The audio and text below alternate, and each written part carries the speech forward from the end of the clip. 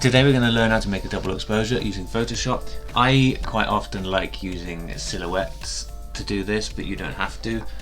You can use any images, but as long as you've got at least 2 images, you can make a double or multiple exposure.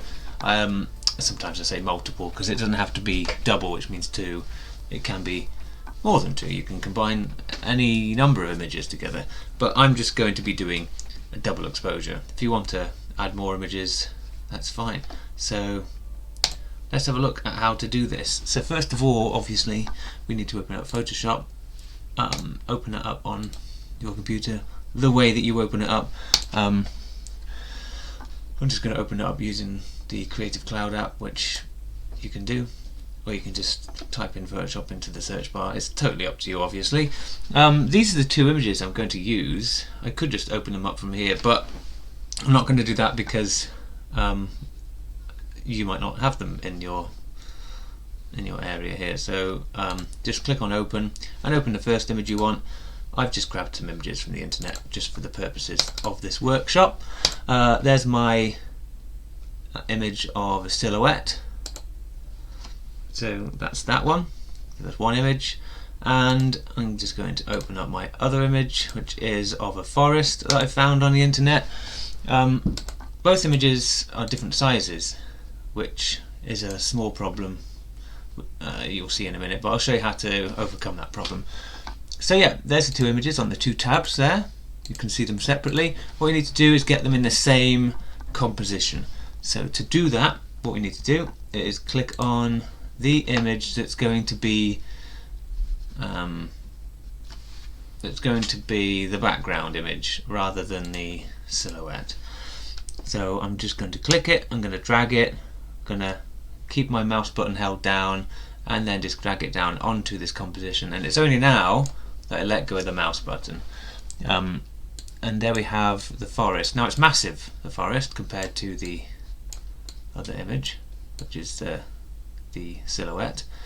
But so we're going to have to shrink it. There's lots of ways to shrink an image. I'm just going to show you the way I do it. You've got this tick here, show transformation controls. If you can't see the line around the outside of your image, that sort of line at the top and the side and the corner square, it means that your show transformation controls button is turned off. So turn that on and you can start shrinking it down. Now I'll get to the bottom here and I can't shrink it anymore, so move the image back up again, shrink it down again, and it's actually getting to be the right sort of size now. That's fine for me. Once you've got it to the size you want, you need to hit enter, and that sets it to that size. And now you're going to want to combine these 2 images together. At this point I might have to get rid of my face so you can see these controls. What I'm going to do is click on layer 1, which is on top of this other layer called background. Click on that and click on this where it says normal, and you get all these options, and when you cycle through them you can see the different ways they're combining, different ways they're sort of reacting together. You can choose the one that works for you really, but double exposures, multiple exposures tend to look more like that. So what I've selected there is the one that says screen. So select that one and it's basically finished. I've created my multiple exposure. However, I tend to like making them be black and white. So click on this little circle thing at the bottom, that's the adjustment layer, and go to black and white, and then it goes black and white, which I prefer on a double exposure. The other thing you can do is always just click on the levels and see if you'd like to change any of these, just to make it a bit more, add a bit more contrast. You can also change the whites, but I'm literally just tweaking these slightly, hardly at all.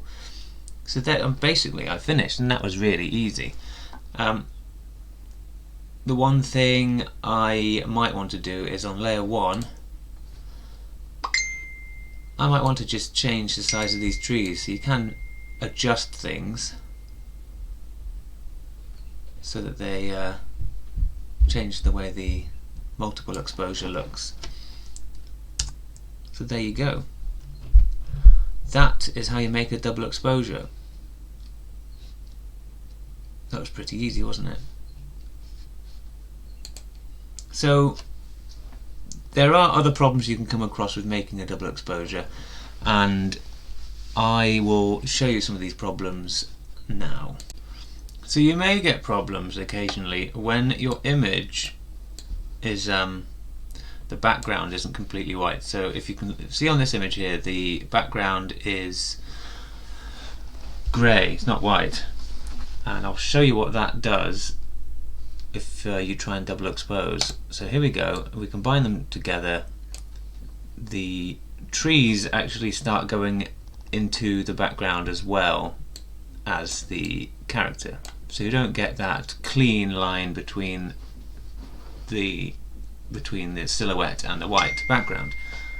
So you can fix that by adding an adjustment layer, and you need to make that adjustment layer only affect the character and not the trees. So you need to affect only the model and not the actual tree background. So I'll show you how to do that.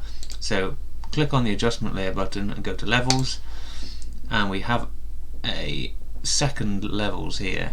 This one at the top is affecting everything. This one here is only affecting the things below it. So layer 2 is the only thing below this levels. So we can make adjustments and it will only affect the silhouette and it won't affect the trees. So if I get rid of the tree layer for now, you can see that I can adjust these levels so it's only affecting this this model, and so I can get rid of this dirty grey background and make it white by moving these levels all the way over here. If I move it too far it gets a bit silly, but you can just move it to where you'd like it. So there we have a better silhouette, whereas before it looked like this, now it looks like that. Now when it reacts to the background it looks more like that, so that now our model and our white background is a lot more clear rather than that.